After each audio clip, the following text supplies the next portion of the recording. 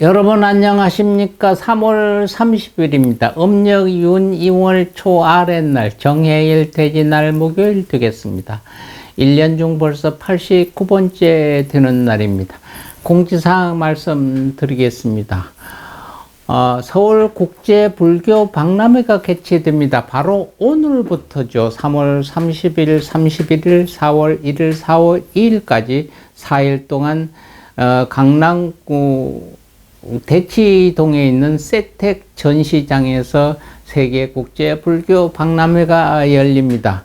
대치동 514번지고요. 지하철 3호선 항여울역 1번 출구로 오시면 바로 세택 전시장이 되겠습니다.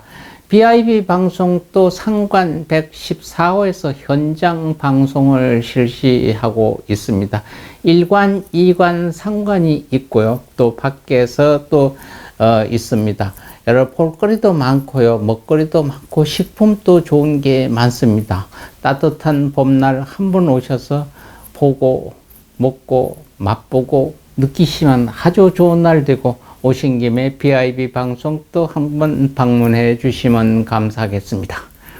오늘은 탄생화가 보는 금작화입니다. 탄생석은 엔젤 스킨 코랄이 되겠고요.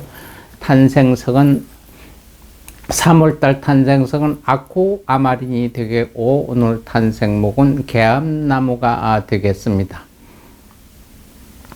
오늘 주변에 생일 맞으셨던 분 한번 보겠습니다. 우리 곁을 왔다가 가신 분입니다. 그러나 오늘 태어나신 생일입니다. 춘성 스님입니다. 춘성 스님의 본명은 이창님이고요. 1891년 3월 30일 날 오셨다가 1977년 8월 22일 날 가신 승려이자 독립운동가이고 문인이었습니다. 선성으로도 명성이 있었습니다. 출가 후 받은 법명이 춘성이고 또 본명도 춘성인데 성자가 한문으로 틀립니다. 그래서 본명도 춘성, 법호도 춘성입니다.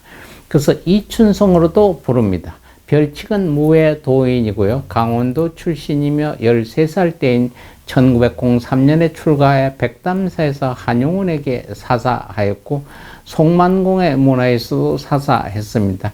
일제강점기 때에는 신흥사와 서광사 주지, 광복 이후에는 망월사, 전등사 주지 등 또 역임을 하셨던 분입니다. 평생을 무소유 정신으로 살았으며 거침없는 육두문자 풍자로 아주 유명하십니다. 화엄경을 거꾸로 외울 만큼 실력을 나타내 당대 최고의 화엄법사라는 명성을 얻었습니다. 이불, 우리가 덮고 자는 이불의 의미 부처와 이별을 뜻한다 해 평생에 이불을 덮지 않고 잠을 잔 승려이기도 합니다. 그분의 육두문자 예화 하나 보겠습니다. 박정희 대통령 재임 시절 어느 날 춘성 스님은 독실한 불자였던 유경수 여사의 방문을 받게 됩니다.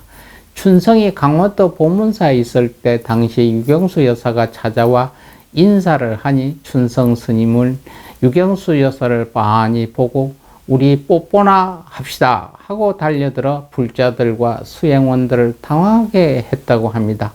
그러나 그의 농담을 잘 알던 유경수 여사는 웃으면서 그의 농담을 받아주었다고도 전합니다. 또 한 예가 있습니다. 한 번은 춘성 스님이 유경수 여사의 생일에 초대되어 특별히 청와대에 간 적이 있다고 합니다. 그 자리엔 박정희 대통령과 유경수 여사가 특별히 법문을 청했다고 합니다. 춘성 스님은 마이크 앞에 아무런 말도 않고 잠자코 있어 섰습니다. 마이크 앞에 선 지 30분이 경과한 뒤 결국 참가자들이 기다림이 한계점에 있을 때 춘성 스님은 법문을 한다고 큰 소리로 다음과 같은 말을 했습니다. 여러분, 오늘은 유경수 보살이 지 애미보지에서 응아하고 나온 날입니다. 그는 이 한마디를 법문을 마치고 일어서더니 휑하니 나가 버렸다고 하고 있습니다. 듣고 있던 귀부인과 대중들은 영부인의 생일에 이 본문이 놀라 서로 얼굴만 바라보고 어쩔 줄 몰랐다고 합니다. 그러나 박정희 대통령은 웃으면서 참 대단하신 분이라고 격찬을 했다고 합니다. 춘성 스님은 내가 입적한 후에라도 절대 사리를 찾지 말고 비석도 보도도 세우지 말 것이며 오직 수행에만 힘쓰라고 당부하셨습니다. 1977년 8월 22일 오후 7시 15분 경기도 의정부시 망월사에서 입적하셨는데 세수 87세, 범납 74세였습니다.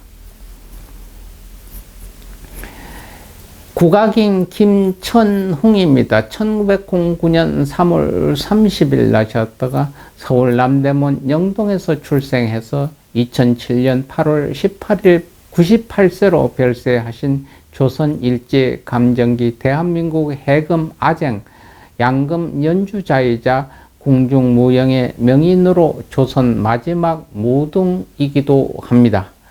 1923년에 순종황제 51주기의 무등이 되었습니다. 무등이란 궁중 현항에서 춤과 노래를 담당하는 사내 아이 남악 동남이라고도 합니다. 국가무형문화재 제1호 종묘제례학의 해금과 일무 부분과 제39호 처용무와 무용과 가면 제작 부분의 보유자입니다. 1951년부터 국립국악원에서 예술사 연주원 자문위원을 거쳐 원로 사범을 지내셨다가 2007년 8월 18일 98세로 별세하셨습니다. 우리나라를 대표했던 축구선수입니다. 박지성 선수입니다. 81년도 3월 30일 날 서울 신림동에서 정착한 아버지 박성종과 어머니 장명자 사이에 외동아들로 태어났습니다. 이후 부친 박성종이 사정으로 전라남도 고흥군 저만면 신안리 775번지에서 성장했고요. 저만면의 신안초등학교를 다니다가 2학년 때 수원으로 이사를 왔어요.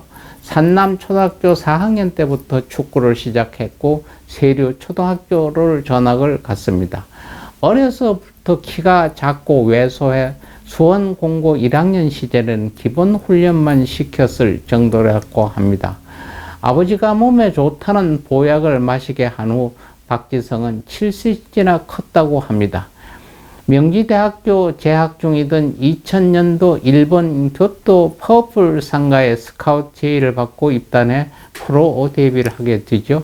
국가대표 선수로 박지성은 2000년 4월 5일 대한민국 국가대표팀에 합류한 후 한동안 주전과 비주전을 오갔지만 히딩크호의 황금시대 중 한 명으로 활약하면서 2002년 FIFA 월드컵 한국-일본 조별리그 마지막 경기 포르투갈 후반 70분 극적인 결승골을 성공시켜 1대0 승리를 견인하는 등 2002년 대한민국 월드컵 4강 신화를 이끌고 이후 대한민국 축구 국가대표팀 주전으로 활약했습니다. 2011년 에이펙 아시안컵은 박지성과 손흥민이 국가대표팀에서 처음이자 마지막으로 함께한 대회로 기록됩니다. 아시안컵을 마감한 후 2011년 1월 30일 오전 11시에 열린 기자회견에서 공식 은퇴 선언을 하며 11년간 뛰었던 국가대표팀에서 은퇴를 했습니다. 2014년 7월 17일 SBS 아나운서 김민지와 결혼을 하고 지금 또 국가를 위해서 축구 후배들을 위해서 열심히 노력하고 있으신 분입니다. 또 축구 선수입니다. 염기훈입니다. 1983년 3월 30일 날 났네요. 충청남도 논산시 출신 축구 선수로 표지선은 미드필더입니다. 논산중학교 축구를 시작해서 강경상업정보고등학교와 호남대학교를 졸업했죠. 초등학교 때부터 근대 이종 운동선수였고 중학교 근대 이종 특기생으로 입학했으나 입학 후 얼마 안 돼서 축구로 전환했습니다. 2006년 10월 8일 가나와의 친선계에 데뷔해서 2006년 아시안게임, 2007년 에이펙 아시안컵 등에 참가했죠. 특히 2007년 에이펙 아시안컵 때 이라크와의 4강전 승부차기에서 네 번째 킥으로 나갔지만 실축하면서 패배의 원흉이 되기도 했습니다. 2008년 동아시안컵에서 박주영, 정대세, 야마세 고지와 함께 공동 득점왕에 올랐고 2010년 피파 월드컵에 독일 키커지는 대한민국 국가대표팀 내에서 월드컵 기간 전체를 통틀어 염기훈에게 평점 3점을 줬고 이청용의 뒤를 이어 2위의 점수를 주었다고 하기도 합니다. 오늘 기일을 만난 분입니다. 686년도입니다. 역사책에 나오는 스님, 원효 스님입니다. 원효 스님은 717년 신라에 출생했고요. 1968년 일본 삼국시대와 신라의 고승이자 학자, 사상가, 작가, 시인, 정치가입니다. 원효 스님은 본명이고 속성은 설씨입니다.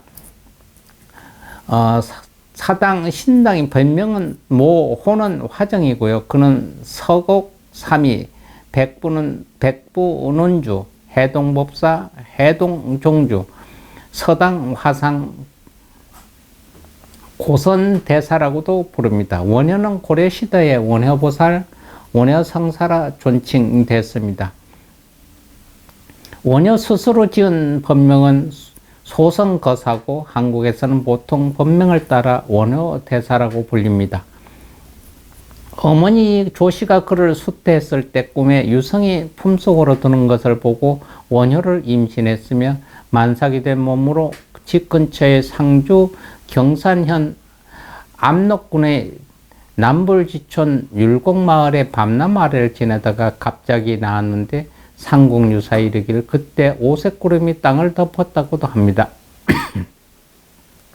조씨는 남편의 털옷을 밤나무 가지에 걸고 원효를 낳았는데 이 나무를 사라수라 불렀다고 합니다.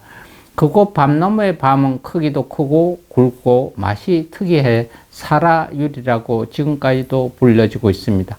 원효는 나면서부터 총명하고 남보다 뛰어났고 기억력이 뛰어났다고 합니다. 그는 일찍이 고향에서 한학을 배우다가 유교를 가르치는 태학에 입학도 했고요. 원효는 스승을 따라 배울 것이 없어 그는 어려서부터 부친 담날과 조부 잉피공의 기대를 받으며 화랑으로 활동했죠. 15살 되던 해 28세 때 어머니 조씨의 죽음에 충격을 받고 상과 죽음에 대해 오래 고민하다가 출가하여 승려가 됐습니다. 황룡사에 들어갈 때 집을 시사하여 초계사를 세우게 됐고 자신이 태어난 사라수 옆에도 절을 세워 사라사라고 하였고 영취산의 낭지, 흑륜사의 연기와 고구려, 반룡산의 보덕 등을 찾아다니며 불도를 닦으니 뛰어난 자질과 총명이 드러났습니다. 원효 스님은 당시 지식인들과 마찬가지로 선진 문화를 배우기 위해 34세 때, 45세 때 의상과 함께 두 번에 걸쳐 당나라 유학을 시도했습니다. 원효는 34세 때인 650년도 진덕왕 4년 때 의상과 함께 당나라 고성 현장에게 불기법을 배우러 가다가 요동 근처의 고구려 순나군에게 잡혀 첩자로 오인받다가 풀려나 그는 666년 문무학 1년 다시 의상과 함께 당나라로 유학을 가려던 길에 당황산 근처의 한 무덤에서 잠이 들었고 그는 장결에 목에 말라 달게 마신 물이 다음날 아침에 깨어나 다시 보니 해골바가지에 담긴 더러운 물이었음을 알고 급히 토하다가 삼계 유심의 원리 일체 유심조의 진리를 깨달아 유학을 포기했다고 합니다. 곧 마음이 일어남으로 갖가지 현상이 일어나고 마음이 멸하니 땅막과 무덤이 둘이 아님을 알았다. 이렇게 깨닫고 신라로 돌아온 뒤 원효는 분황사에 머물며 저술 활동을 이어갔습니다. 그 뒤 원효 스님은 분황사에 있으면서 독자적으로 통불교를 제창하며 민중 속에 불교를 보급하기 노력했고요. 하루는 마음이 들떠 거리에 나가 노래하기를 수허 물가부하니 누가 자루 없는 도끼를 내게 주었느냐. 아작 지천주 하리라 내 한우를 바쳐 기둥을 깎으리로다 라고 하니 사람들이 듣고 그 뜻을 몰랐으나 태종 무열왕이 이를 듣고 차사 태욕득하니 귀 부산 현자쥐하니라. 이국 유대현은 이막대언이니라. 대사가 귀 부인을 얻어 슬기로운 아들을 낳고자 하는구나. 나라에 큰 현인이 있으면 이보다 더 좋으니 없을 것이라고 생각했습니다. 이때 요석궁에는 과부가 된 무열왕의 둘째 딸인 요석공주가 있었는데 왕이 궁리에게 명하여 금성 시내에 춤추며 노래 부르는 원효를 찾아 데려오라고 명했다고 합니다. 궁리가 명령을 받들어 시내로 나가 원효를 찾자 그 원효 스님은 이미 남산에서 내려와 문천교를 지나다가 관리를 만났는데 그가 자발적으로 떠밀릴 듯 해서 물에 빠졌다고 합니다. 그래 물에 빠져서 옷을 적셨고 이후 무열왕은 공주에게 옷을 말리고 쉬도록 하도록 명령을 내려 원효와 공주를 맺어 주었다고 합니다. 이후 공주는 설총을 출산했죠. 그래서 나중 신라에 많은 공을 세웠던 설총이 바로 원효의 씨앗이었습니다. 스님은 수많은 저서를 남기고 70세 되던 해 혈사, 경주시 양봉명 소재 골골사에서 입적에 드셨습니다. 오늘 또 공지사항 말씀드리겠습니다. BIB 방송이 오늘의 돋보기가 4월 10일부터 매일 오후 2시에서 4시까지 2시간 동안 실시간 생방송으로 진행할 예정입니다. 불교의 소식, 사회의 이슈, 서로 묻고 답하기, 여러분과 저의 뉴스, 미담, 이슈를 소통하는 차원에서 저 혼자 방송하는 것이 아니라 여러분들의 질문과 답하고 서로 소통하는 방송을 할 것입니다. 여러분들의 많은 동참과 참여를 바라고 뉴스의 제보는 9281-4800으로 제보해 주시면 성의껏 방송해 드리겠습니다. 오늘 또 남은 시간 여러분 아름다운 추억 사시고 건강한 모습으로 내일 또 찾아뵙겠습니다. 감사합니다.